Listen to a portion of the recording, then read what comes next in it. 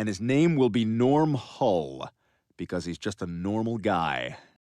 Hello everyone, today I'm going to be showing you how to replace the zipper on a jacket. That's better. First, we need to check if any of the teeth are broken on the jacket zip. Now we need to find a spare jacket that we no longer use with a working zip. This one will do. Step 3. Find a plier. Use the pliers to remove the cap from the top of the jacket zip.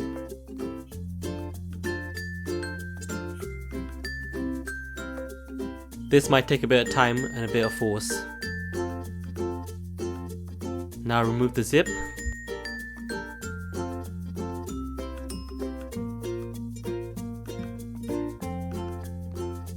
Now in the final step, we will be inserting the zip from the top of the jacket.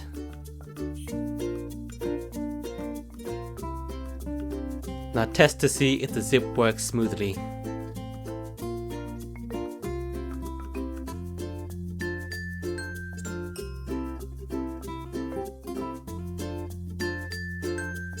There you have it, a fully working zip.